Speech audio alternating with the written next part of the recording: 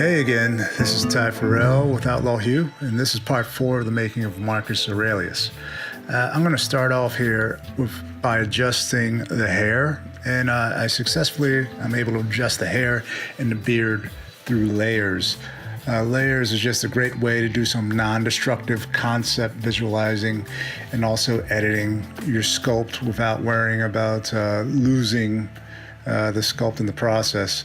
I use different types of masking found in the masking tab. You have smoothing, you have the peaks and valleys, you have cavity mask. Just check them out and see which one works for you. And I won't get too into that because it really is up to you, and I try different things, and I'm always surprised at how many different settings I'll make with those. But it's quick and easy and fun to do, and I definitely suggest you try those. And once I get the mask going and the layers, I will use the move brush and the clay buildup brush to catch some of the details. I pull and push the hair in and out of its masked areas, and I also build up with the clay buildup. And with the layers, I'm in total control of the amount I want to see with this, so I'll dial it up and dial it back down as I need. And then when I'm done with that, I'll go in and add another layer of smoothing just to see what it looks like when it's fully smoothed, and I'll also dial that in and out.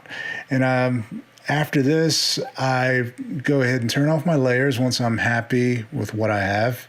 It takes a little trial and error, but it's pretty quick as long as you keep a nice smooth process while you're doing it. And once I'm done, I'll go ahead and use the damn standard brush, the smooth brush, and the clay buildup brush to refine the details in the hair and beard.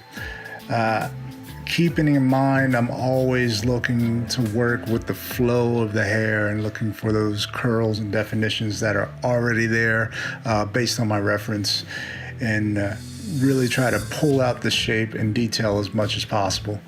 It's also in this stage that I'm pretty detailed.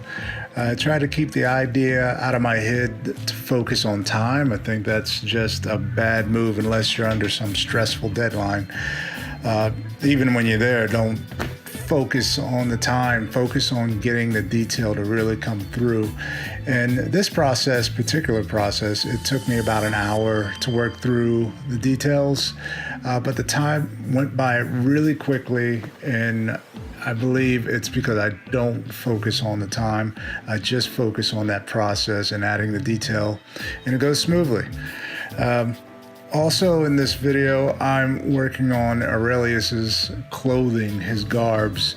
I begin by smoothing out the rough out, I should say, the landmarks and the shapes of the garbs and the clothing. His clothes are draped and they're layered.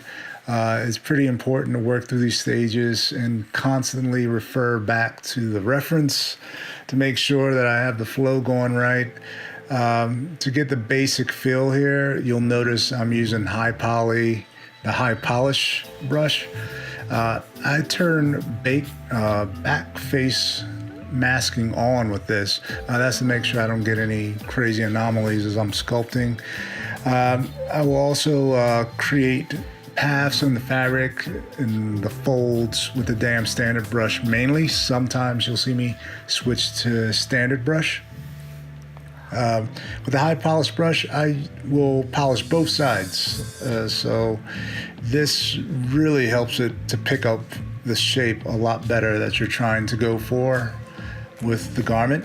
And I also am trying to create the planes of changes in the clothes. So by polishing where the shadows are, or where I think the shadows should be hitting, it really pops out. And it doesn't take too long for you to get a good foundation, which will lead to a very believable cloth.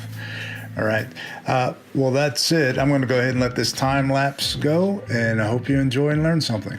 Thanks.